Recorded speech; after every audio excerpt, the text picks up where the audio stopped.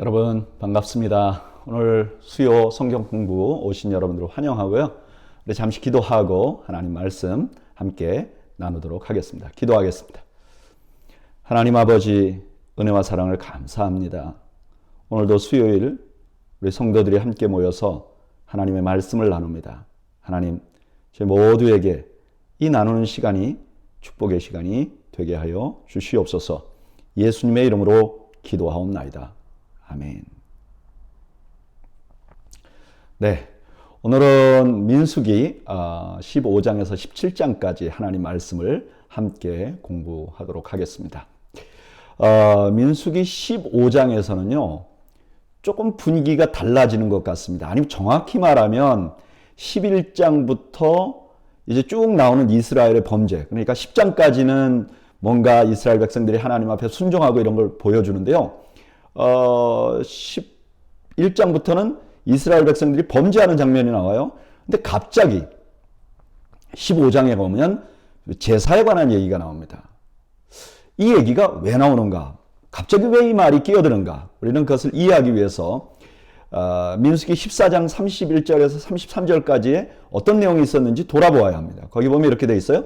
너희가 사로잡히겠다고 말하던 너희 유아들은 내가 인도하여 드리리니 그들은 너희가 싫어하던 땅을 보려니와 너희 시체는 이 광야에서 엎드려질 것이요 너희의 자녀들은 너희 반역한 죄를 지고 너희 시체가 광야에서 소멸되기까지 40년을 광야에서 방황하는 자가 되리라.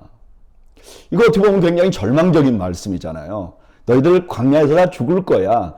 그런데 사실 이 말씀 안에는 희망이 있어요. 그게 뭐죠? 너희 유아들은 내가 인도하여 드리리니. 그러니까 이스라엘은 내가 반드시 가나안 땅에 인도해 줄 거라는 약속도 포함되어 있는 거예요. 근데 사람들이 이 말만 듣고 절망하잖아요. 그러니까 이게 절망할 만한 이야기이긴 하지만, 너희들에게 징계하겠다가 하시는 말씀이긴 하지만 그 안에 소망이 있다는 것을 잊지 않게 하려고 지금 하나님께서 제사에 관한 말씀을 주시는 것입니다. 우리 그런 이해를 가지고 오늘 본문에 들어가 보겠습니다. 1절, 여호와께서 모세에게 말씀하여 이르시되 이스라엘 자손에게 말하여 그들에게 이르라. 너희는 내가 주어 살게 할 땅에 들어가서 여호와께 화제나 번제나 소원을 갚는 제사나 낙헌제나 정한 절기의 소나 양을 여호와께 향기롭게 드릴 때, 이게 너무 중요한 말씀이 하나 나오잖아요. 내가 주어 살게 할 땅에 들어가서, 그러니까 뭐죠? 너희가 결국은 들어가게 될 것이라는 거예요. 하나님을 배신한 사람들, 바로 그 사람들에게 너희들 들어가게 될 것이야 라고 말해주는 거죠. 내가 약속을 지킬 것이야 라고 말해주는 거죠. 그리고 화제나 번제는 죄를 용서받는 것과 연관이 있고요. 서원제나 낙헌제는 하나님과 교제하는 것과 관계 있고, 절기제는 하나님의 축복을 받게 됐을 때 그 응답하는 거에 관계 있어요. 그러니까 너희들 들어가면 너희들 죄는 계속해서 용서될 것이고 너희들과 교제할 것이고 너희들에게 내가 공급할 것이야 하는 말씀을 하는 거예요. 이거 얼마나 감격적입니까? 얼마나 감사합니까? 여러분, 구약의 제사라는 건 바로 이런 의미가 있어요. 그 안에 포함되어 있는 거예요. 사실 여기에만 특수하게 되어 있는 게 아니에요. 제사 제도를 하나님이 주신 걸 받으면 어떤 느낌을 받죠? 아담과 하와가 하나님 앞에 범죄하고 에덴 동산에 쫓겨났잖아요. 하나님과 교제가 단절됐잖아요. 근데 제사 제도를 말씀하시면서 이제 공식적으로 내가 너희들과 한 약속을 내가 계속 지켜나갈 것이야 라는 것을 끊임없이 말씀해주고 있는 것이죠. 그러니까 제사는 어떻게 보면 소망이고 축복이고 은혜인 거죠. 4절, 그러한 헌물을 드리는 자는 고운 가루 10분의 1에 기름 4분의 1 흰을 섞어 여호와께 소제로 드릴 것이며, 번제나 다른 제사로 드리는 제물이 어린 양이면 전제로 포도주 4분의 1 흰을 준비할 것이요, 숫양이면 소제로 고운 가루 10분의 2에 기름 3분의 1 흰을 섞어 준비하고 전제로 포도주 3분의 1 흰을 드려 여호와 앞에 향기롭게 할 것이요, 번제나 소원을 갚는 제사로 제사로나 화목제로 수송아지를 예비하여 여호와께 드릴 때에는 소제로 고운 가루 10분의 3 에바에 기름 반 흰을 섞어 그 수송아지와 함께 드리고 전제로 포도주 반 흰을 드려 여호와 앞에 향기로운 화제를 삼을지니라. 수송아지나 수장이나 어린 양이나 어린 염소에는 그 말이 수마다 위와 같이 행하되 너희가 준비하는 수요를 따라 각기 수요에 맞게 하라. 이제 제사에 쓰이는 제물에 대해서 구체적으로 말씀하시는데요. 여기 그전에는 안 나왔던 말씀이 있어요. 그게 뭔지 아세요? 보니까 하나님께서 원래 제물은 짐승들이 많았잖아요. 물론 그 곡식을 드리는 제사도 따로 있었지만 대부분 짐승들을 제사해요. 근데 예전에는 그냥 짐승만 제사하면 됐어요. 근데 이번에는 곡식을 반드시 함께 하게 해요. 포도주도 함께 하게 해요. 여러분, 곡식과 포도주는요, 광야에선 구하기 힘들어요. 그러니까 무슨 뜻이죠? 이거 갖고 제사하라, 이 말은 내가 너희들에게 반드시 이것을 줄 것이야, 가나안에 들어가게 할 것이야 라는 하나님의 약속이 포함되어 있는 거죠. 저는 이번에 이 말씀 이렇게 준비하면서 그전에 생각하지 못했던 거 하나를 생각하게 됐어요. 그게 뭐냐? 우리들에게 하나님께서 예를 들면 헌금하라 그러잖아요. 뭐 예를 들면 11조. 여러분, 11조를 가만 생각해 보면요, 11조는 수입이 있는 사람이 할 수 있는 거예요. 그렇죠? 수입이 없으면 어떻게 11조를 하겠어요? 하나님께서 10의 1조를 드리라 이렇게 말씀하신 이유는 내가 너희들에게 끊임없이 10분의 1을 드릴 수 있는 환경을 만들어 줄 것이 하는 약속이 포함되어 있는 거더라고요. 참 하나님의 사랑은 끈이 없어요. 끊임이 없어요. 이 사람들 다시 말씀드리면요, 조금 전에 하나님 배신하고 하나님이 우리를 다 죽이려고 한다 그러고 가데스바네아에서 회군해서 이제 돌아가야 된다 그러고 그랬던 사람들이잖아요. 그 사람들에게 이렇게 말하는 거예요. 너희들 내가 가나안 땅에 반드시 넣을 거야. 내 약속 지킬 것이야. 13절. 누구든지 본토 소생이 여호와께 향기로운 화제를 드릴 때에는 이 법대로 할 것이요, 너희 중에 거류하는 타국인이나 너희 중에 대대로 있는 자나 누구든지 여호와께 향기로운 화제를 드릴 때에는 너희가 하는 대로 그도 그리할 것이라. 회중 곧 너희에게나 거류하는 타국인에게나 같은 율례이니 너희의 대대로 영원한 율례라. 너희가 어떠한 대로 타국인도 여호와 앞에 그러하리라. 여기 본토 소생은 가나안 사람이겠죠. 또 거주하고 있는 하지만 유대교를 개종하지 않는 사람들도 있어요. 이 사람들도 다 이대로 지켜야 된다고 말해요. 이거는 뭐 다른 면으로 보면 과거에 이스라엘 백성들 안에 있었던 사람들이, 그러니까 타국인들이 불평을 막 만들었잖아요. 그래서 이스라엘이 타락을 해서 징계를 받은 적이 있잖아요. 그러니까 그들로부터 이스라엘이 타락하는 걸 막기 위해서 이스라엘 안에 거하는 사람들은 다 이대로 율법을 지켜야 돼 라고 말한 것 같지만 또 다른 의미도 있는 것 같아요. 뭐죠? 가나안 땅에 들어가면 이제 더 많은 이방인들이 돌아올 것이야 하는 암시가 담겨있는 말씀이죠. 16절. 너희에게나 너희 중에 거류하는 타국인에게나 같은 법도 같은 규례이니라. 17절. 여호와께서 모세에게 말씀하여 이르시되 이스라엘 자손에게 말하여 이르라. 너희는 내가 인도하는 땅에 들어가거든 그 땅 양식을 먹을 때에 여호와께 거제로 드리되 너희의 처음 익은 곡식 가루를 거제로 타작마당에 거제같이 드리라. 너희의 처음 익은 곡식 가루 떡을 대대에 여호와께 거제로 드릴지니라. 여기 20절에 보면 마당에 거제같이 들어드리라 그러잖아요. 이 들어드린다는 이 말이 거제와 같은 의미예요. 그러니까 거제는 높이 이렇게 들어서 하나님 앞에 드리는 거예요. 이건 마치 조공을 바치는 것 같은 느낌의 제사입니다. 그러니까 너희가 그 땅에 들어가면 곡식을 먹을 것이고 그것은 누가 주느냐? 하나님이 주시는 거라는 거예요. 그러니까 너희가 그것을 하나님께 올려드리고 하나님께서 주신 것을 잊지 말고 하나님 앞에 제사로 드리라. 그러니까 가나안 땅에 들어가게 할 뿐만 아니라 가나안 땅에서 농사져서 곡식을 얻게 하고 포도농사를 져서 포도주를 얻게 할 것이라는 것을 지금 더욱더 분명하게 하나님께서 이스라엘 백성들에게 말씀하고 있는 겁니다. 저는 그 말씀 준비하면서 계속 준비하면서 그 생각이 나더라고요. 제가 어렸을 때 이제 아이들을 이렇게 키우면서 저하고 저 아내하고 그런 약속을 했어요. 야, 부모 둘 다가 아이들을 막 매몰차게 야단치면 이 아이들이 갈 데가 없지 않느냐. 그러니까 좀 둘 중에 하나는 좀 감싸 안아주고 또 사랑해주고 하고 둘 중에 하나는 조금 더 엄격해야 되겠다. 그런데 그 엄격한 것을 저에게 이제 맡겨준 제가 맡았습니다. 그런데 그래서 제가 이제 아이들 야단칠 때는 정말 매몰차게 야단을 쳤어요. 근데 그때마다 꼭 했던 게 있어요. 뭐냐면은 왜 이렇게 야단을 맞아야 하는지 꼭 알려주고요. 그 다음에 야단은 아주 최대한 매몰차게 야단을 치고 다음에는 야단이 다 끝난 다음에는 꼭 안고 사랑한다고 말해요. 저는 완벽하게 못했던 것 같아요. 다 야단치고 나서 사랑한다고 안아주는 게 정말 제 사랑을 잘 표현하지 못했던 것 같아요. 그래서 어떤 때는 아이들이 그랬대요. 나중에 커서 들어보니까 아빠는 참 이상하다. 저렇게 우리한테 혼을 내고 또 안고 사랑한다고 말하고 우리 아빠 이상해. 이렇게 둘이서 아빠의 뒷담화를 했다고 하더라고요. 저는 완벽하지 못했죠.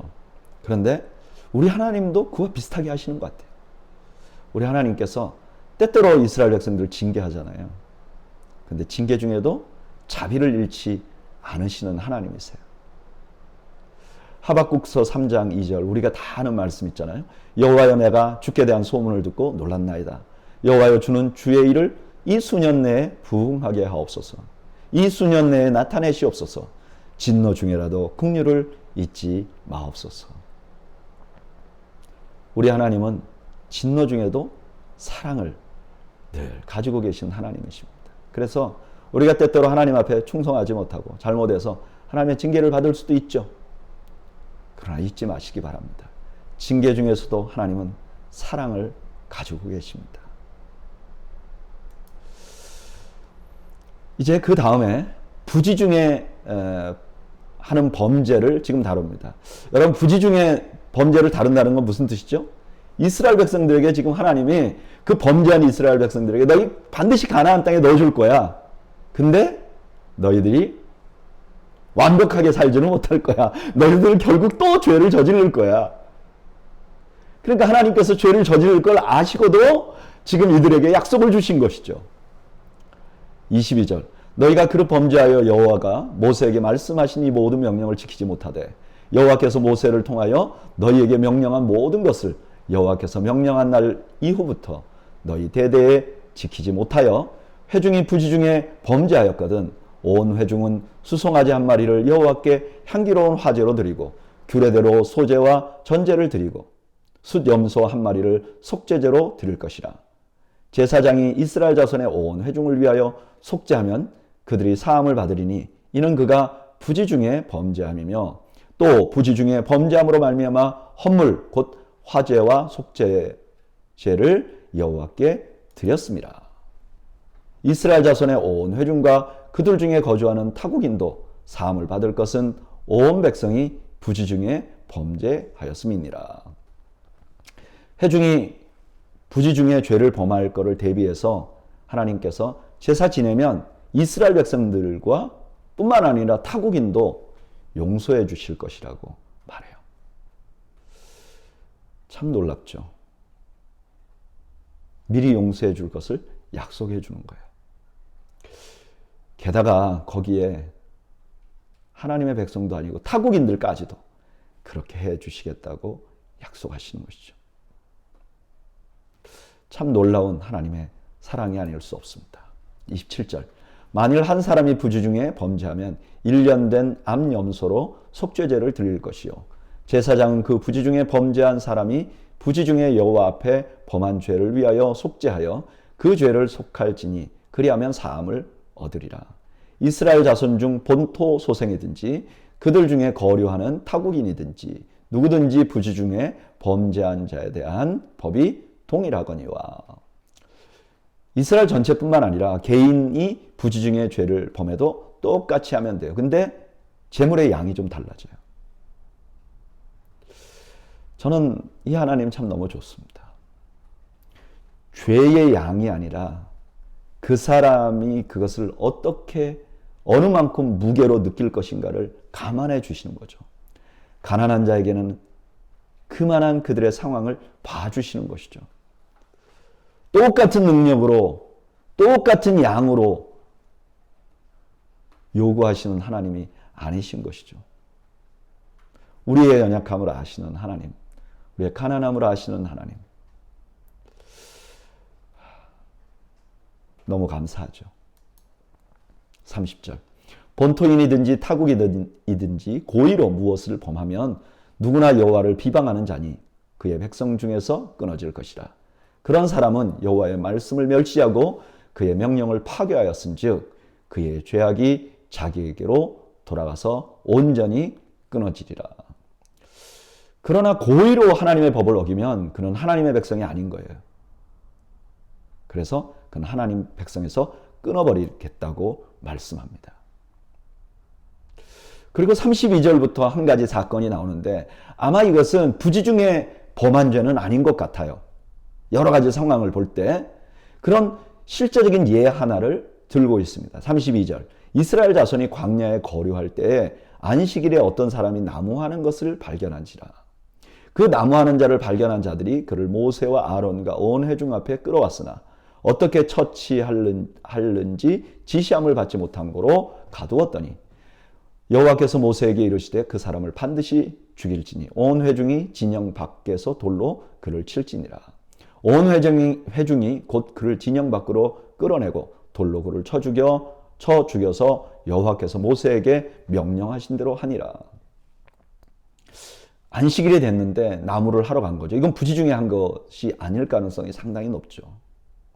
의도적으로 죄를 범한 사람, 이 사람에게는 조금 전에 이스라엘에서 끊쳐지리라 하는 징계를 그대로 시행하신 것이죠.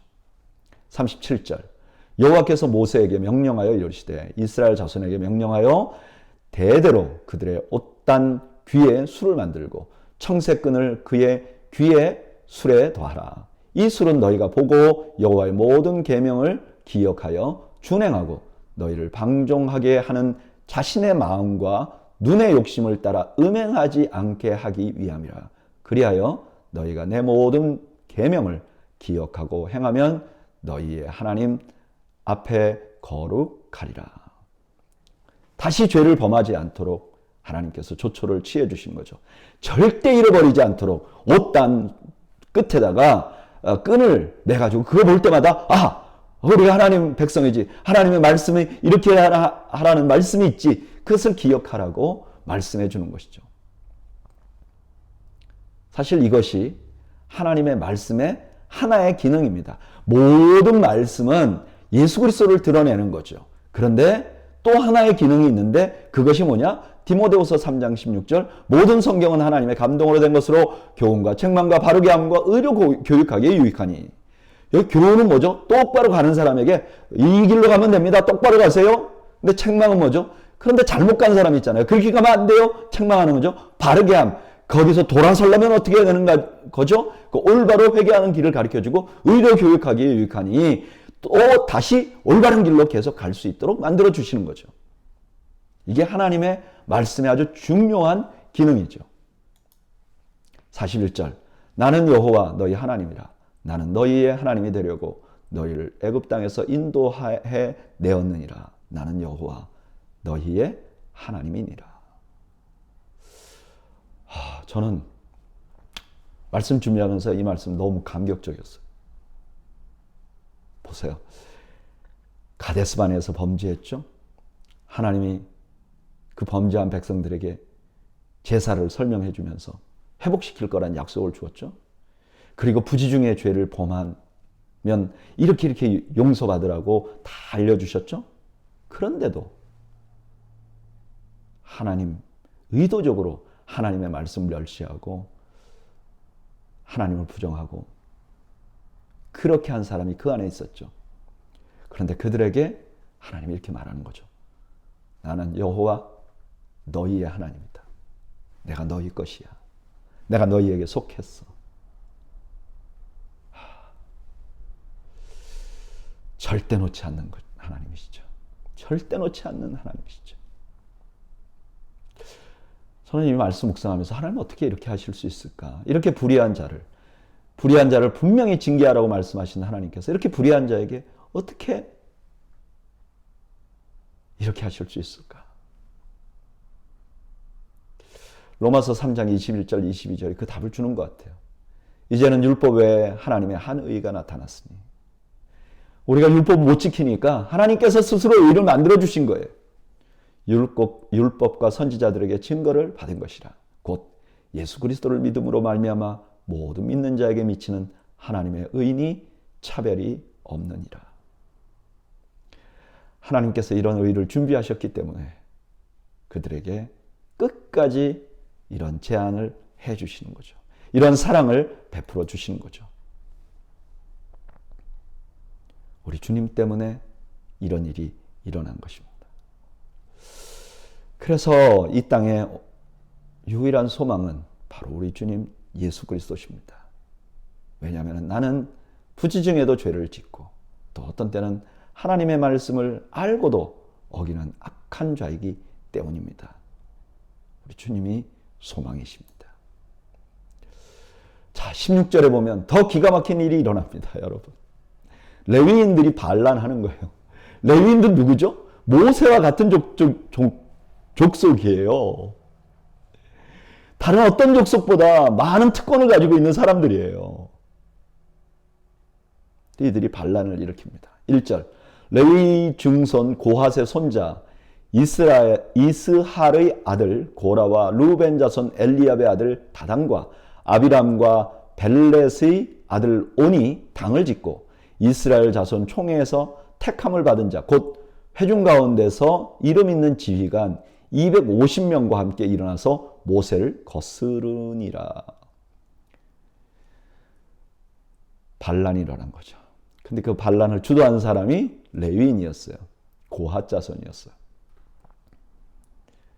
그리고 나머지 사람들과 당을 지었습니다. 파벌을 형성했어요. 그리고 세력을 키워나갔습니다. 3절 그들이 모여서 모세와 아론을 거스려 그들에게 이르되 너희가 분수에 지나도다. 회중이 다 각각 거룩하고 여호와께서도 그들 중에 계시거늘 너희가 어찌하여 여호와의 총회 위에 스스로 높이느냐. 여기 분수에 지난다는 말은 이게 너희들이 너무 많은 권한을 가지고 있다 이런 말이잖아요. 그리고 여기 말을 잘합니다. 너희만 거룩하냐? 우리 모든 회중이 거룩해.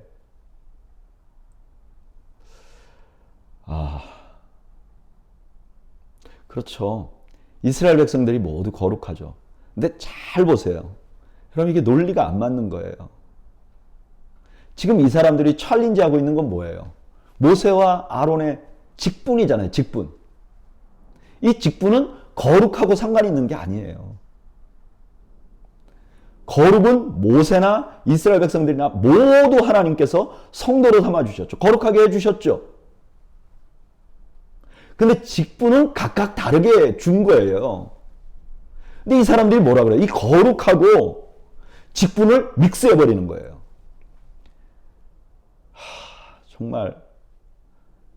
근데 이스라엘 백성들의 250명의 지도자들이 이걸 분별을 못하고 있는 거예요.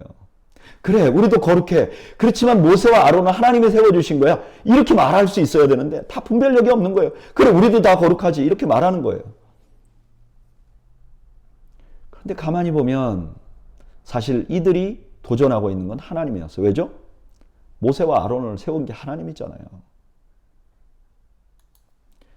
4절 모세가 듣고 엎드렸다가 고라와 그의 모든 무리에게 말하여 이르되 아침에 여호와께서 자기에게 속한 자가 누구인지 거룩한 자가 누구인지 보이시고 그 사람을 자기에게 가까이 나오게 하시되 곧 그가 택하신 자를 자기에게 가까이 나오게 하시리니. 여기 엎드렸다는 것은 기도를 했다는 말이죠. 사실 모세는 지금 이 반란군을 진압할 수 있었어요. 250명? 글쎄요. 모세에게는 여호수아가 있었잖아요. 갈렙이 있었잖아요. 이 사람들 용장이었습니다. 진압할 수 있었죠. 그런데 그렇게 하지 않고 하나님의 뜻을 묻기로 합니다. 6절 이렇게 하라. 너 고라와 내 모든 무리는 향로를 가져다가 내일 여호와 앞에서 그 향로에 불을 담고 그 위에 향을 두라. 그때에 여호와께서 택하신 자는 거룩하게 되리라. 레위 자손들아 너희가 너무 분수에 지나치느니라. 지금 분수에 지나친 거는 모세가 아니라는 거죠. 레위인들이라는 거죠.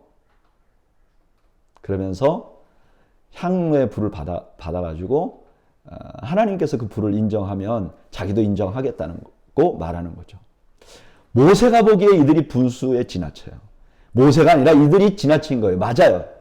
근데 모세는 그럼에도 불구하고 만약에 하나님이 너희를 인정하면 나도 인정하겠다고 지금 자세를 가지고 있는 거죠. 어떻게 보면 굉장히 훌륭하고 이건 어떻게 보면 당연한 거예요. 8절 모세가 또 고라에게 이르되 너희 레위 자손들아 들으라. 이스라엘의 하나님이 이스라엘 회중에서 너희를 구별하여 자기에게 가까이 하게 하사 여호와의 성막에서 봉사하게 하시며 회중 앞에 서서 그들을 대신하여 섬기게 하심이 너희에게 작은 일이겠느냐? 하나님이 너와 내 모든 형제 레위 자손으로 너와 함께 가까이 오게 하셨거늘 너희가 오히려 제사장의 직분을 구하느냐? 이를 위하여 너와 너의 무리가 다 모여서 여호와를 거스르는도다. 아론이 어떠한 사람이기에 너희가 그를 원망하느냐? 모세는 지금 고라의 의도를 정확히 드러냅니다. 그들이 이렇게 한 것은 자신에게 준 직분을 작은 것으로 생각하는 거예요. 여러분 이런 일은 오늘날 우리에게도 있어요. 여러분 우리 교회도 여러 가지 직분이 있잖아요. 어떤 게 크죠? 어떤 게 작죠? 여러분 그런 게 어디 있어요? 교회 안에 작은 직분이 어디 있고 큰 직분이 어디 있어요? 하나님께서 맡겨주신 일에 우리가 충성을 다하는 거죠. 제가 한국에서 목회를 하면 보면요. 연말에 부서장 임명하는 게 이게 보통 어려운 게 아니에요. 특별히 대부분의 부서장이 이제 장로님들이 해요. 그런데 어떤 부서를 맡으면 그 장로님이 나는 이 교회에서 나를 인정하는 거야. 이 직분을 맡으면 목사님이 나를 인정하는 거야. 이렇게 생각하는 경향이 있는 거예요. 여러분 그런 게 어디 있어요? 은사대로 하는 거죠. 하나님이 맡겨주신 대로 하는 거죠. 자기에게 맡겨준 대로 최선을 다하는 거죠. 근데 지금 레위인들은 분에 지나치게 지금 이러는 거예요. 자기에게 주신 직분을 소중하게 생각하지 않는 거예요. 그리고 제사장의 직분을 얻으려고 막 모세를 비난하는 거예요. 아론은 하나님이 세우신 사람이었습니다. 아론을 대적하는 것은 곧 하나님을 대적하는 것이라는 것을 모세가 다시 한번 강조해 줍니다. 12절 모세가 엘리압의 아들 다단과 아비람을 부르러 사람을 보내었더니 그들이 이르되 우리가 올라가지 않겠노라. 내가 우리를 젖과 꿀이 흐르는 땅에서 이끌어내어 광야에서 죽이려 함이 어찌 작은 일이기에 오히려 스스로 우리 위에 왕이 되려 하느냐. 이뿐 아니라 내가 우리를 젖과 꿀이 흐르는 땅으로 인도하여 드리지도 아니하고 밭도 포도원도 우리에게 기업으로 주지 아니하니 내가 이 사람들의 눈을 빼려느냐. 우리는 올라가지 아니하겠노라.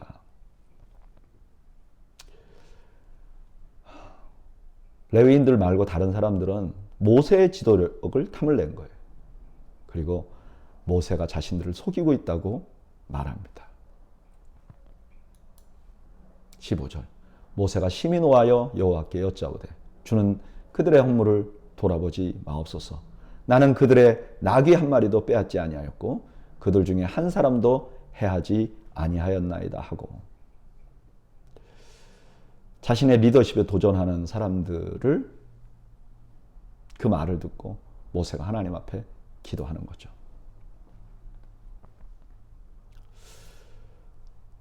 오늘 이 본문은 참 절망적인 사건이에요. 이스라엘 백성들이 광야에서 가데스 바네아에서 이제 가나안 땅에 들어가려고 정탐했다가 하나님을 신뢰하지 않잖아요. 그래갖고 징계를 받습니다. 그리고 그 징계 때문에 40년간 광야를 돌아야 돼요. 그런데도 하나님 그들을 버리지 않으셨어요. 그걸 보여주기 위해서 제사에 대한 말씀도 하셨고요. 그런데 그 바로 다음에 백성의 종교 지도자들이 또 백성의 리더들이 한 사람은 종교적인 포지션을 한 사람은 다스리는 정치적인 포지션을 원해서 반역하는 거예요. 그냥 딱 이 장면을 보면 광야의 이스라엘 백성들은 다 죽여도 상관없겠구나. 정말 소망이 없는 사람들이구나. 이런 생각이 들어요. 그들 안에 반역의 씨가 있는 거예요. 어떻게 이렇게 배은망덕할까?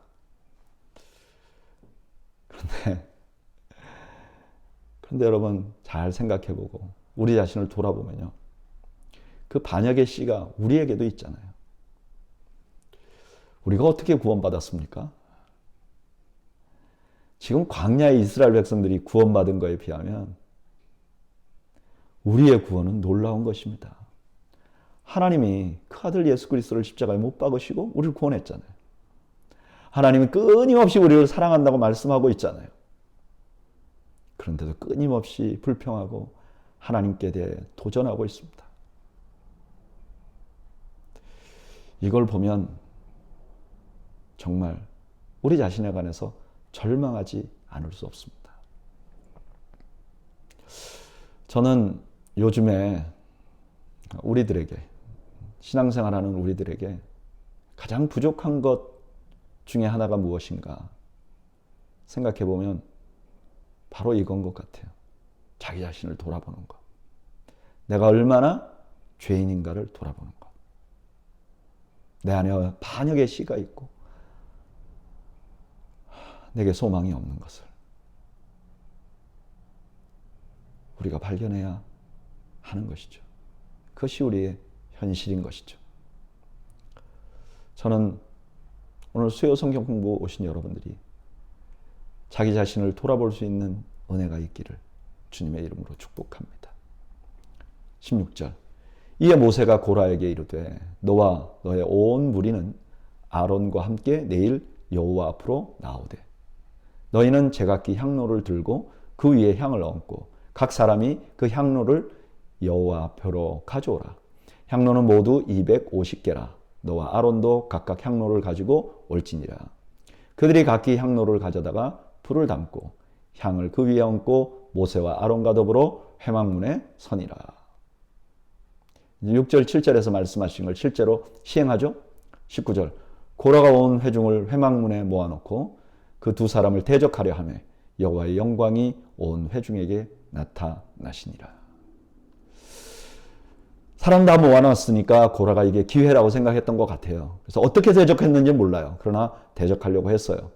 그때 하나님의 영광이 회중에 나타났어요. 아마 불기둥이나 구름기둥이 나타났겠죠? 20절. 여호와께서 모세와 아론에게 말씀하여 이르시되 너희는 이 회중에게서 떠나라. 내가 순식간에 그들을 멸하려 하노라. 그 두 사람이 엎드려 이르되 하나님이여 모든 육체의 생명의 하나님이여 한 사람이 범죄하였거늘 온 회중에게 진노하시나이까. 아마 많은 사람들이 그 고라와 그들 반역자들에게 동조했던 것 같아요. 하나님께서 그들 모두를 죽이려고 합니다. 그때 모세가 이렇게 말합니다. 모든 육체의 생명의 하나님. 무슨 뜻이죠? 이 땅에 우리에게 생명을 주신 하나님 다 죽이시면 안 되십니다. 그들을 살려주십시오. 그렇게 말씀하고 있는 것이죠. 23절.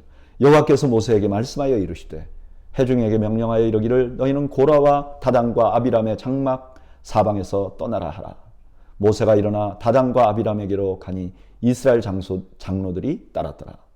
모세가 회중에게 말하여 이르되 이 악인들의 장막에서 떠나고 그들의 물건은 아무것도 만지지 말라. 그들의 모든 죄 중에서 너희도 멸망할까 두려워하노라 하며 무리가 고라와 다단과 아비람의 장막 사방을 떠나고 다단과 아비람은 그들의 처자와 유아들과 함께 나와서 자기 장막문에 선지라.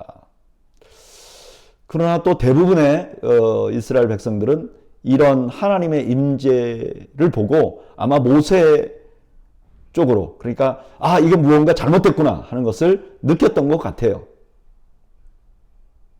그래서 이 사람들과 분리합니다. 28절. 모세가 이르되 여호와 앞에서 나를 보내사 이 모든 일을 행하게 하신 것이요 나의 임의로 함이 아닌 줄을 이 일로 말미암아 알리라.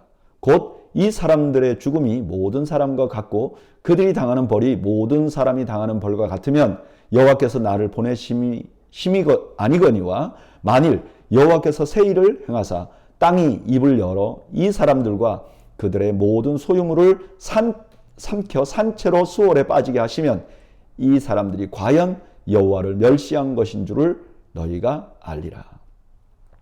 만약에 모세가 다른 지도자들과 함께 칼로 이 사람들을 진압했다든지 이러면 이거 하나님께서 하신 게 아니라고 너희들 생각할 수도 있지 않느냐. 그러나 이거 도저히 사람이 생각도 할 수 없는 일로 이들이 징계를 받으면 이건 하나님이 하신 것이다. 아마 그 증거로 땅이 갈라져서 이들이 산채로 수월에 빠지게 될 것이다. 이렇게 말하죠. 31절 그가 이 모든 말을 마치자마자 그들이 섰던 땅 바닥이 갈라지니라. 땅이 그 입을 열어 그들과 그들의 집과 고라에게 속한 모든 사람과 그들의 재물을 삼키매 그들과 그의 모든 재물이 산채로 수월에 빠지며 땅이 그 위에 덮이니 그들이 회중 가운데서 망하니라. 하나님께서 그들을 징계하신 것이죠. 근데 여기 보면 모든 고라의 자손이 죽은 것 같지는 않아요. 그냥 고라에게 동조하던 자들만 죽은 것 같아요.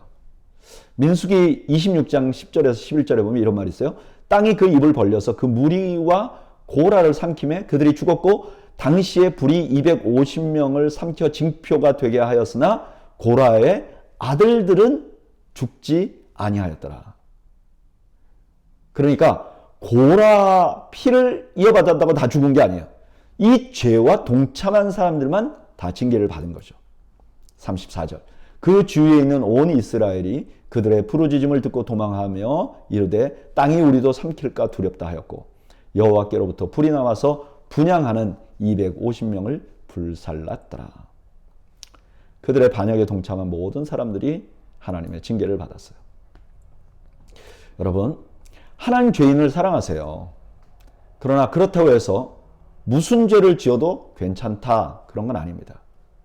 하나님을 정면으로 대적하는 사람들은 하나님 심판하십니다. 마태복음 12장 32절 또 누구든지 말로 인자를 거역하면 사하심을 얻되 누구든지 말로 성령을 거역하면 이 세상과 오는 세상에서도 사하심을 얻지 못하리라. 하나님이 사랑이시지만 그러나 방자하게 하나님의 사랑에 응답하고 하나님을 정면으로 의도적으로 대적하는 그들은 용서받지 못합니다. 깊은 회개가 즉시 동반되지 않는 한 징계를 받게 되어 있습니다. 36절 여호와께서 모세에게 말씀하여 이르시되 너는 제사장 아론의 아들 엘르아살에게 명령하여 붙는 불 가운데서 향로를 가져다가 그 불을 다른 곳에 쏟으라. 그 향로는 거룩함이니라. 사람들은 범죄하여 그들의 생명을 스스로 해하였거니와 그들이 향로를 여호와 앞에 드렸으므로 그 향로가 거룩하게 되었나니 그 향로를 쳐서 제단을 쌓는 철판을 만들라. 이스라엘 자손에게 표가 되리라 하신지라. 여러분, 제단은 뭐죠? 거기에 짐승 올려서 내 죄를 대신해서 태우는 거예요. 근데 그 제단이 뭐냐? 하나님을 대적하고 반역한 무리들이 사용했던 철판으로 그걸 다시 싼다는 거예요.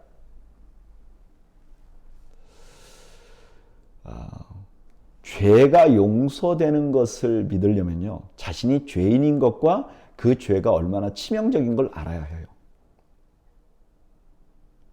제단에서 죄가 용서되려면 내가 죄인이라는 걸 알아야 되잖아요. 하나님께서는 그 향로를 그냥 버리지 않으시고 그 향로를 통해서 이스라엘 백성들이 다시 그런 죄에 빠지지 않도록 하는 시청과 교제로 사용하고 계시는 것이죠. 39절 제사장 엘르아살이 불탄 자들이 드렸던 놋 향로를 가져다가 쳐서 제단을 싸서 이스라엘 자손의 기념물이 되게 하였으니 이는 아론 자손이 아닌 다른 사람은 여호와 앞에 분향하러 가까이 오지 못하게 함이며 또 고라와 그의 무리와 같이 되지 않게 하기 위함이라. 여호와께서 모세를 시켜 그에게 명령하신 대로 하였더라. 향로로 제단을 싸르게 하라는 의도를 설명해 주죠. 아론 아닌 다른 자손이 제사 지내는 걸 방지하기 위해서, 그 다음에 고라와 같은 사람이 다시 나오지 않게 하기 위해서라는 거예요. 41절 정말 답이 없는 백성이라는 말이 저절로 나오는 사건이 또 발생을 합니다. 41절. 이튿날 이스라엘 자손의 온 회중이 모세와 아론을 원망하여 이르되 너희가 여호와의 백성을 죽였도다 하고, 회중이 모여 모세와 아론을 칠 때에 회막을 바라본즉 구름이 회막을 덮었고 여호와의 영광이 나타났더라. 모세와 아론이 회막 앞에 이르매 여호와께서 모세에게 말씀하여 이르시되 너희는 이 회중에게서 떠나라. 내가 순식간에 그들을 멸하려 하노라 하시매 그 두 사람이 엎드리니라. 아니, 지금 누가 잘못했는지 뻔히 보이잖아요. 그리고 그들이 왜 죽었습니까? 하나님의 징계를 받았잖아요. 근데 모세가 죽였다고 하는 거예요. 아마도 이 회중들이 징계를 받아 죽은 사람들이 약자라고 생각했던 것 같아요. 군중은 약자 편이잖아요. 하나님께서 진노하십니다. 46절. 이에 모세가 아론에게 이르되 너는 향로를 가져다가 제단에 불을 그것에 담고 그 위에 향을 피워 가지고 급히 회중에게로 가서 그들을 위하여 속죄하라. 여호와께서 진노하셨으므로 연병이 시작되었음이니라. 아론이 모세의 명령을 따라 향로를 가지고 회중에게로 달려간즉 백성 중에 연병이 시작되었는지라. 이에 백성을 위하여 속죄하고 죽은 자와 산 자 사이에 섰을 때의 연병이 그치니라. 고라의 일로 죽은 자 외에 연병에 죽은 자가 14,700명이었더라. 연병이 그침에 아론이 회막문 모세에게로 돌아오니라. 아마 모세와 아론이 엎드려 있을 때 하나님께서 이 방법을 말씀하셨겠죠? 아론은 향을 들고 백성에게로 갑니다. 아론도 죽을 수 있는 거죠. 연병 사이로 가니까 목숨을 걸고 갑니다. 그리고 그들을 위하여 향을 피웁니다. 그리고 산자와 죽은 자 사이에 섰을 때 이 징계가 끝납니다. 이 아론의 모습은요, 우리 주님의 모습을 보여줍니다. 여러분, 아론이 완벽해서 예수님이 아닙니다. 예수님을 드러내는 게 아닙니다. 이 아론의 어떤 행동이 예수님을 드러내는 것이죠. 이게 구약 인물들의 특징입니다. 우리는 구약 성경을 묵상하면서 어떤 사람에게서 예수님의 모습이 보였다고 해서 그 사람을 예수님과 동일시하면 안 됩니다. 예를 들면 다윗이 하나님이 택한 왕이고 그가 그리스도를 나타내는 메시아를 나타내는 왕입니다. 그러나 그렇다고 해서 다윗이 했던 죄도 다 덮으면 안 됩니다. 그는 그냥 그림자예요. 그냥 그의 일생의 어떤 한 조각이 예수 그리스도를 드러낸 것이죠. 지금 아론도 그렇게 하고 있어요. 아론이 완벽해서가 아니라 아론의 삶의 이 한 조각이 예수 그리스도를 드러내고 있는 거예요. 뭐죠? 자기를 반대한 자들을 위하여 목숨을 거는 겁니다. 그리고 그들을 살리기 위하여 자신을 태워 향기로 만드는 것입니다. 그리고 자신을 믿는 자들과 믿지 않고 죽어가는 자 사이에 서시는 것입니다.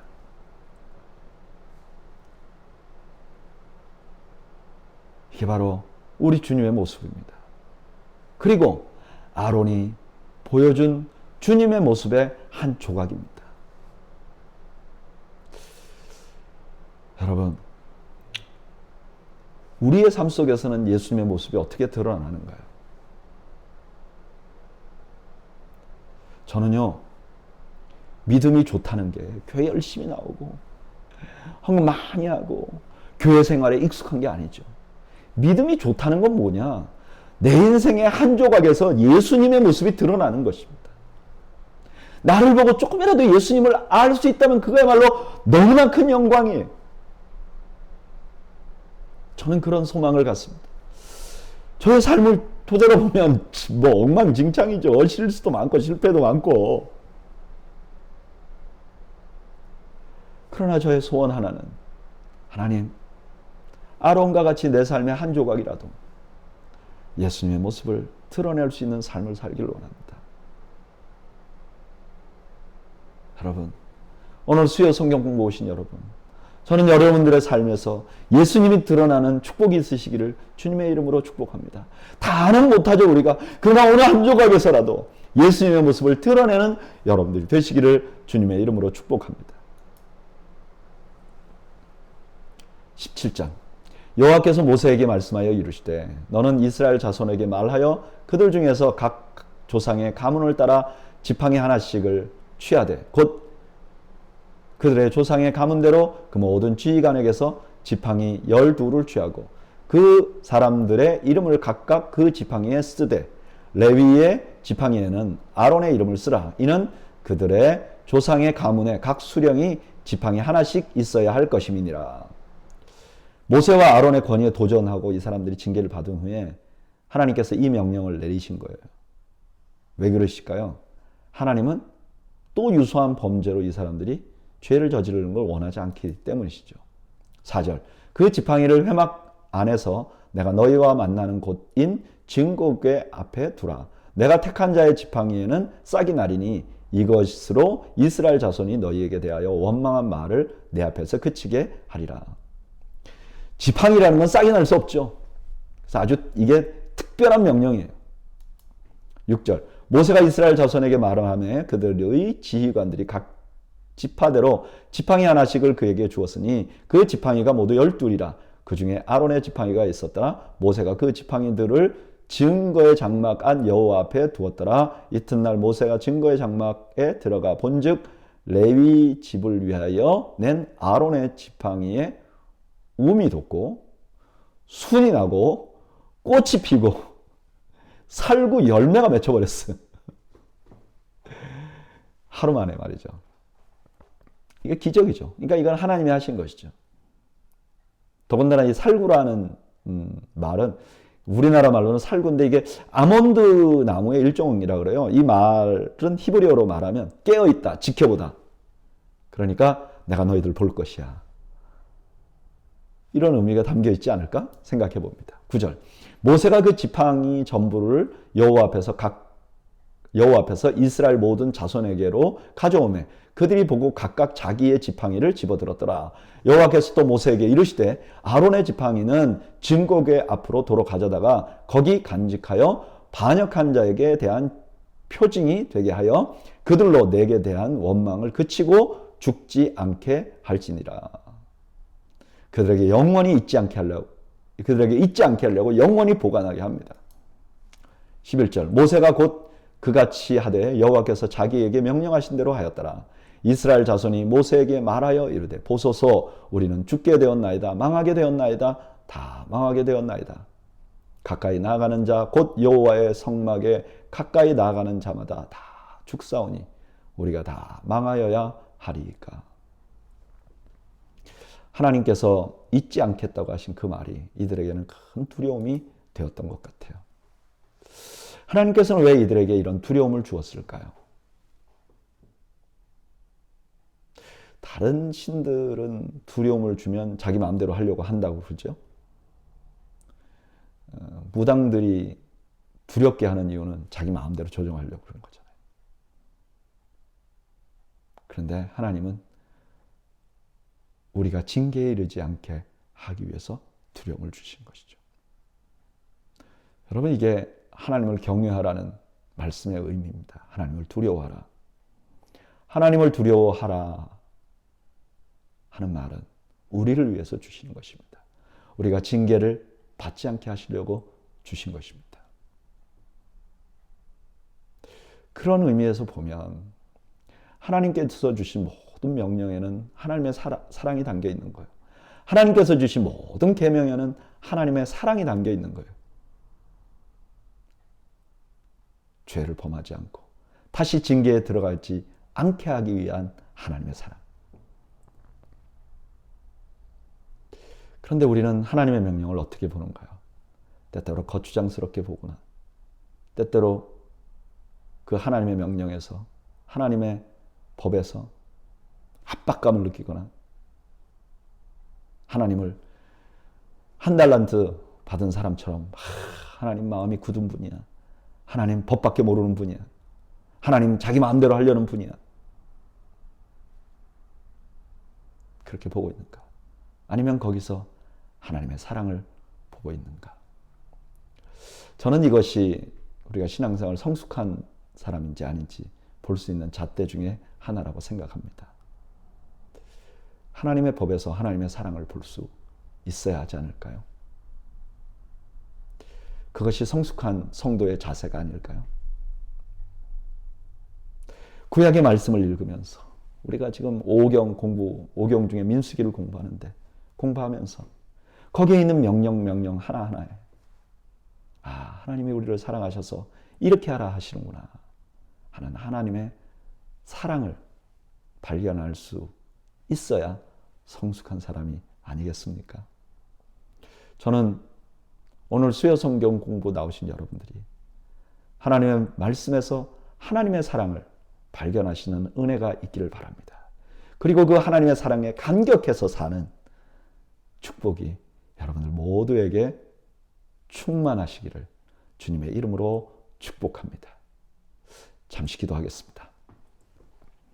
하나님, 오늘 저희가 민수기 말씀을 통해서 범죄한 이스라엘 백성들에게도 여전히 사랑을 베푸시고 계시는 하나님의 모습을 발견합니다. 그 사랑이 또한 우리에게 임하였음을 감사합니다. 그 사랑을 잊지 않는 저희가 되게 하시고 하나님의 그 사랑을 말씀 속에서 발견하며 하나님의 그 사랑을 우리의 일상에서 발견하는 은혜가 있게 하시고 하나님, 우리 모두가 성장하고 성숙해서 그 사랑을 늘 경험하는 은혜가 있도록 도와주시옵소서. 예수님의 이름으로 기도하옵나이다. 아멘.